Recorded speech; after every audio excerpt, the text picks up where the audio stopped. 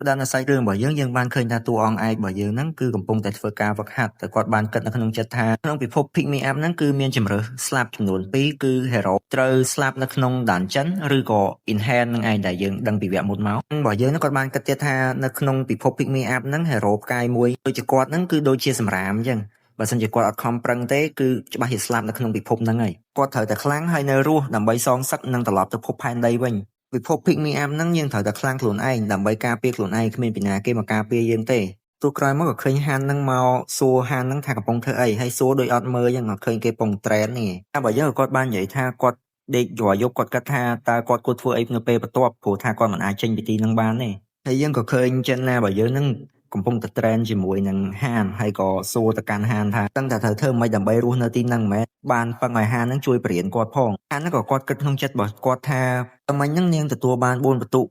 នាងទទួលបានបន្ទុកទាបជាងខ្ញុំទេប៉ុន្តែនាងមាន skill ផ្ទាល់ខ្លួនរបស់នាងអញ្ចឹងណាតាមប្រៀបធៀបនាងហ្នឹងដូចជាពេជ្រដែលមិនទាន់បានច្នៃបើសិនជាគាត់ជួយទៅប្រហែលជាអាចច្នៃឲ្យនាងខ្លាំងជាងមុនអញ្ចឹងហើយហានហ្នឹងក៏បាន team up ជាមួយនឹង Jenna អញ្ចឹងទៅដោយ Jenna ហ្នឹងហៅទៅកាន់ហានថាអូប៉ាក៏បាន load stat window ថា Jenna ហ្នឹងមានអារម្មណ៍ល្អចំពោះហានហើយហានរបស់យើងហ្នឹងក៏បានគាត់ថា window ហ្នឹងរំខានខ្លាំងមែនតើហើយ window ជាមួយ system តែមួយគ្នាយើងមកឈប់បន្ទាប់ហានរបស់យើងកំពុងតែស្រែកហៅ Ise ដែលជា fairy ទូចរបស់យើងហ្នឹងស្លេចេញមកហ្នឹងគឺឆ្លើយខ្លាំងមែនតើឯកកថាកុំចេះហៅនាងរវល់អត់ដឹងតែនាងរវល់ទេនាងបាននិយាយទៀតថាមិនអាចសួរទេនាងមិនឆ្លើយសំណួររបស់ហានដែលបានសួរទៅកាន់នាងទេហើយហានរបស់យើងបានមើលទៅកាន់ level របស់ fairy ទូចរបស់យើងហ្នឹងឃើញថា257ហើយហានក៏បានសួរទៅកាន់ Isley ហ្នឹងថាមិនបាន master គាត់ចេញអញ្ចឹងដល់ពេលហើយ Isley ក៏ឆ្លើយថាមិនដឹងអាហ្នឹងក៏គាត់បានគិតក្នុងចិត្តថាប្រហែលមកពីអារឿងដែលគាត់ in hand ជាមួយនឹង hero ផ្កាយ4ហ្នឹងហើយសារតែការ in hand របស់ hero ហ្នឹងបើសិនជាយើងយក hero ផ្កាយ1ទៅ in hand មួយ hero ផ្កាយ4គឺមានភាគរយតិចមែនទែនគឺមានសំបីគឺអាចនិយាយបានថាមានតែ1%ទេវាអាចជាកំហុសរបស់ system អញ្ចឹងហើយហានហ្នឹងគាត់ក៏បានសួរទៅកាន់ fairy របស់យើងថាអើពេលវេលានៅហ្នឹងដូចនៅផែនដីដែរអត់ហើយមានណា fairy របស់យើងញ៉ែតយកមកហ្មងថាចាំតែប្រាប់របស់យើងមានតែស្អីបានតែចឹងឌឺថែមប្រយអូពេលវេលានៅហ្នឹងខុសគ្នាពីពិភពលោកយើងដែរហ្មងបាននិយាយអរគុណទៅកាន់ Isley របស់យើងចឹងលេខឹងឲ្យឡើងចង់នេះហើយបានជេរទៅកាន់ហានហ្នឹងថាអា hero ផ្កាយមួយអាសម្រាមអញ្ចឹងហើយរឿងរបស់គេក៏គេបាននិយាយទៀតថាយើងអត់ទៅធ្វើការវាបហា fairy ដែលគ្រប់គ្រងនៅកន្លែងហ្នឹងទេក៏មិនព្រមធ្វើតាមសម្ដីរបស់ master អញ្ចឹងទៅគឺគេអត់ fairy ហ្នឹងគឺអត់មានសិទ្ធវាបហាមកកាន់ hero ទេចឹងណាក៏បានសួរទៅកាន់ហានថាពីរនាក់ហ្នឹងនិយាយអីគេព្រោះនាងស្ដាប់អត់យល់ហើយហានហ្នឹងគាត់ចង់ឲ្យមានបញ្ហាញ៉ៃញ៉ៃសួរនាំច្រើនក៏គាត់ប្រាប់ថាពួកយើងត្រូវការ clear ប៉មហ្នឹងធ្វើមិនឲ្យ clear គ្រប់100ជាន់ហើយហានយើងបានបន្តទៀតថាអ្នកដែលបជាអេស្លាហ្នឹងគេហៅថា master ហើយក៏ជាអ្នកដាក់ភារកិច្ចឲ្យពួកយើងអ្នកធ្វើហ្នឹងដែរហើយយើងត្រូវតែ clear គ្រប់100ជាន់អញ្ចឹងក៏លន់មកថាអូយើងត្រូវវាយច្រើនទៀតចឹងក៏ឆ្ងល់ថាហើយយើងមានតែ2នាក់ហ្នឹងបានឆ្លើយទៅថាmaster ហ្នឹងគឺអាចសមុនជាមួយនឹង hero មកថែមទៀតបានអនដូចជាការកោះហៅនឹងដូចតែគ្នាយើងកាត់មកដល់ពេលបច្ចុប្បន្នហ្នឹងហានរបស់យើងនៅតែបន្តការវឹកហាត់របស់គាត់ចឹងគាត់គិតថាបើសិនជាគាត់មិនខ្លាំងទេគាត់មិនអាចត្រឡប់ទៅផែនដីវិញបានទេអញ្ចឹងគាត់ត្រូវតែខ្លាំងហើយនៅរស់ឲ្យបានក៏មកផ្ទាំង system របស់យើងក៏បានលោតបង្ហាញឃើញថាហ្នឹងគឺបាន log in ចូលក្នុង game ហើយហានក៏ទទួលបាន2 skillសម្រាប់ការខិតខំប្រឹងប្រែងរបស់គាត់វឹកហាត់ប្រហែលថ្ងៃហ្នឹងក៏បានប្រាប់ទៅកាន់ Jenna ថាឲ្យត្រៀមខ្លួនទៅ Master បជាឥឡូវហើយ System ក៏បានលោតបញ្ជាក់មកថា Master បានកោះហៅ Hero មកថ្មីហានក៏គាត់បាននិយាយថា Master ហ្នឹងគឺអាចsummon Hero មកថ្មីដោយសារតែ party ហ្នឹងគឺត្រូវតម្រូវឲ្យមាន5នាក់ចឹងហើយប្រហែលជា Master ហ្នឹងគាត់summon មកតែ3នាក់ទៀតទេពេលមនុស្ស3នាក់ដើរមកហើយអាមួយនោះអាឡូឡាជាងគេថាអូអញនៅណាមកដល់ពុំដល់ភ្លាមមិនទាន់បានប៉ុន្មានផងក៏ត្រូវ Jenna នឹងប្រាប់ថាពូត្រៀមខ្លួនសម្រាប់ការប្រយុទ្ធនាងនឹងបកស្រាយអ្វីទាំងអស់នៅពេលដែលពួកយើងមានសុវត្ថិភាពហ្នឹងក៏ឆ្លើយថាចុះ get ready ទៅណាហើយឯណាគេច្រកពេលវេលានឹងលំហនក៏បានបង្ហាញឲ្យយើងឃើញជាមួយនឹង fairy ដ៏សែនឌឺមួយក្បាលហានយើងហ្នឹងក៏បានប្រាប់ទៅកាន់ Jenna ថាឲ្យត្រៀមអាវុធត្រៀមអីមកប្រយ័ត្នយឺតពេលអា3នាក់នៅលើអត់ដឹងថាត្រូវធ្វើអីហើយមានអីទៀតក៏ទៅឆ្លោះជាមួយនឹង fairy របស់យើងហ្នឹងក៏បានគិតថាអត់មានអាវុធឲ្យទេដោយសារតែការពីមុនហ្នឹងក្រុមមុនហ្នឹងគឺងាប់ទាំងអស់នៅក្នុងដានចិត្តហ្នឹងគឺអត់មានអាវុធឲ្យទេដឹងស្រាប់ហើយថា fairy ទូចរបស់យើងហ្នឹងខ្ជូតទៅមុខតែបើនិយាយពីកាយវិការនិងសម្ដីវិញដូចអាចចឹងតែទៀត3នាក់ហ្នឹងត្រូវបំនួងរបស់ fairy របស់យើងហ្នឹងឯងមុននឹងចេញទៅឆ្លៀតនិយាយថាពាក្យ have fun នេះចូលមកកាន់ដានចិត្តរបស់យើងវិញអាហ្នឹងនៅតែអត់ទាន់ដឹងថាពួកគេនៅណាចឹងដោយសារតែចូលមកដល់គឺ អញញ៉ៃរោមើលគ្នាអត់ដឹងថានៅណាណីទេតមកយើងក៏ឃើញក្រុមគោពលានជាមួយនឹងចចកហ្នឹងទៅរៀបចំបើកការវាបហាទៅកាន់ក្រុមរបស់ហានហ្នឹងឯងធ្វើឲ្យ3នាក់ដែលចូលថ្មីនេះគឺនៅវល់វែកពេញនឹងនៅភ័យនៅខ្លាចហ្នឹងឯងចេនណាបើយើងហ្នឹងក៏ភ័យដែរមិនមែនថាអត់ភ័យទេតែក៏ត្រូវបានហានដាស់ថាមិនស៊ីអីខុសមែនហានក៏បានប្រាប់ទៅកាន់ចេនណាថាឲ្យសម្រាប់គោពលាន2ក្បាលហ្នឹងទៅគាត់អ្នកចាត់ការចចកហ្នឹងក៏គាត់គិតក្នុងចិត្តថាអា3នាក់ហ្នឹងចូលមកថ្មីគ្មានប្រយោជន៍សោះហ្មងតែក៏មើលការប្រយុទ្ធរបស់យើងឃើញថាក្រុមចចកជាមួយនឹងក្រុមគោពលានហ្នឹងគឺកំពុងតែសម្រុកមកកាន់ហានហើយតែវាមិនមែនជាបញ្ហាសម្រាប់ហានទេគាត់បានចាក់ទៅកាន់ឆ្កែចចកមួយប៉ុន្តែវាអត់ទាន់ងាប់ទេគាត់ក៏បានកាប់មកកបិតទៀតដើម្បីសម្រាប់ឆ្កែចចកហ្នឹងចោលបានដល់ឃ្លាស្រួលបួផងក៏មានឆ្កែចចកមួយហ្នឹងលោតមកខាំគាត់ក៏ត្រូវបានគាត់យកខែលហ្នឹងមករងហើយក៏សម្រាប់វាចោលមួយទៀតទ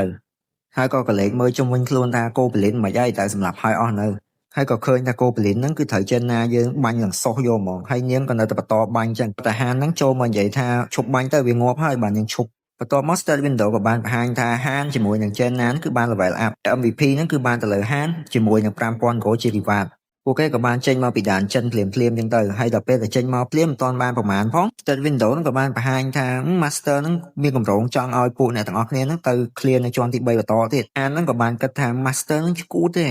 ដោយសារតែពួកគេហ្នឹង level ទូចឡើងទើបតែចេញពីការប្រយុទ្ធផងអញ្ចឹងវាអស់កម្លាំងត្រូវការកម្លាំងសម្រាប់យកកម្លាំងក៏ឃើញ State Window ហ្នឹងបានបញ្ជាក់មកថា Master ហ្នឹងបានលុកអាវហើយធ្វើឲ្យហានហ្នឹងបានដកដង្ហើមធំរួចខ្លួនសារវាទៅប៉ែត្រង់ថា Islay ហ្នឹងចេញមកធ្វើដូចខ្លួនឯងហ្នឹងមកធ្វើការមកពីណាអញ្ចឹងសិតតែ tired ណាអំពិតហ្នឹងពួកហានឯហ្នឹងសោះអ្នកចូលទៅប្រយុទ្ធហើយហានក៏គាត់បានគិតទៀតថាពួកដែលសមុនមកថ្មីហ្នឹងមិនយូរមិនឆាប់ឯងកូនទាំងងាប់ទាំងអស់ហ្នឹងអញ្ចឹងហើយមិនសូវខ្វល់ឲ្យពួកវាទេហើយហានក៏បាននិយាយប្រាប់យើងទៀតថានៅពេលសមរភូមិបន្ទាប់ហ្នឹងពួកអ្នកទាំងអស់គ្នាហ្នឹងមិនប្រយុទ្ធទេទុកឲ្យខ្ញុំជាមួយនឹងឯណាជាអ្នកប្រយុទ្ធទៅបានហើយធ្វើឲ្យទាំងឲ្យវាខឹងវាចូលមករោរឿងប៉ុន្តែត្រូវហានរបស់យើងហ្នឹងវាយបានមុនហានក៏បាននិយាយទៀតថាមិនធ្វើអីទេនៅតែក្រោយពួកយើងក៏បានដែរអំពិតទៅគឺហាននឹងធ្វើនឹងដើម្បីឲ្យចេនណានឹងឯងសុបាយចិត្តតែមកដល់កន្លែង training របស់យើងវិញឃើញថាហាននឹងកំពុងតែវឹកហាត់ហើយគាត់បានគិតថាហាត់ជាមួយនឹងដាវឈើវាអត់សូវទទួលបានផលទេអញ្ចឹងហើយគាត់គិតថាឲ្យចេនណានឹងជាអ្នកបាញ់ធ្នូហើយគាត់ជាអ្នកការពារវិញក៏ឃើញហាននឹងកំពុងតែរងការវាយប្រហារពីសំណាក់ចេនណានឹងដែរព្រោះការកាប់ចុះឡើងរងការវាយប្រហាររបស់ចេនណាដោយធ្នូនឹងហើយមកស្ទុះក្រោយមកក៏ឃើញថាហាននឹងត្រូវរបួសដោយសារតែចេនណានឹងបានបាញ់ត្រូវជើងរបស់ហាននឹងឯងហើយក៏គាត់បានប្រាប់វិញថាមិនខ្វល់ពីគាត់ដោយសារតែនៅកន្លែងវឹកហាត់រាល់របួសទាំងអស់ដែលផ្ដើមចេញមកពីការវឹកហាត់គឺវានឹងព្យាបាលដោយខ្លួនឯងថាពេលដែលវាបាញ់ត្រូវគឺវាឈឺដូចតែគ្នានឹងឯងគាត់ថាវាព្យាបាលខ្លួនឯងហើយបានប្រាប់ឲ្យចេនណានឹងបន្តការបាញ់ប្រហារមកកាន់គេដើម្បីវឹកហាត់បន្តទៀតអញ្ចឹងក៏បានបង្ហាញថា Master នឹងគឺបាន log in ចូលមកទៀតហើយដែលឃើញ very ទូចរបស់យើងនឹងកំពុងតែស្ដីឲ្យប្រហែលអ្នកនេះដែលថា Master នឹងគឺបានឲ្យពួកគេនឹងចូលទៅក្នុងដានចិនទៀតហើយតែពួកគេមិនស្ដាប់នឹងមានអីទៀតគឺត្រូវខ្នងរបស់ very របស់យើងនេះឯងមានអ្នកស្រែកឲ្យជួយផងអីផងអញ្ចឹងទៅខ្លួនទូចចេះហេប៉ុន្តែមើលវាយកប៉លមកអស់លីចូលមកដល់ក្នុងដានចិនរបស់យើងវិញយើងឃើញមានថាគោពលៀងឥឡូវហ្នឹងគឺមានអាវក្រោះហើយមានអ្នកកាន់ស្នាទៀតហើយហានជាមួយនឹងចេនណាក៏បាននិយាយគ្នាថាស្នៀតប្រយុទ្ធរបស់ខ្ញុំនឹងឥឡូវហ្នឹងវាល្អជាងមុនណាក៏បានឆ្លើយថាមិនខ្វល់ទេធ្វើតែដោយការយើងនៅ trend ពីមុនទៅវាបានហើយខ្ញុំឃើញហានជាមួយនឹងចេនណាគឺបានស្លាប់គោពលីងហ្នឹងចោះអស់ហើយ Stata Window ហ្នឹងបានបង្ហាញថា stat ហ្នឹងគឺបាន clear អស់ហើយដោយ MVP សារនេះហ្នឹងគឺបានទៅលើចេនណាក៏បាននិយាយទៅកាន់ហានថាមើលទៅពួកហ្នឹងដូចជាអត់ទាន់ចង់វាយទេហើយគាត់បាននិយាយថាគាត់អត់ខ្វល់ព្រោះថាគាត់អត់ចង់ចែក experience ទៅកាន់ពួកហ្នឹងផងព្រោះកាលណាតែពួកហ្នឹងអត់ចូលវាយគឺពួកហ្នឹងក៏ទទួលបាន experience ដើម្បី level up ដែរពេលហ្នឹង master ក៏បានសួរបញ្ជាក់មកកាន់ពួកគេថាពួកគេហ្នឹងចង់ clear ពីជាន់ទី1ឡើងមកវិញអត់ហើយហានហ្នឹងក៏បានចុចយល់ព្រមព្រោះថាគេត្រូវការ clear ដើម្បីយក experience កាន់តែច្រើនហើយក៏ឃើញហានជាមួយនឹងចេនណាហ្នឹងបានមក clear ដានចិនចាប់ពីជាន់ទី1រហូតដល់ជាន់ទី3នឹងសារឡើងវិញ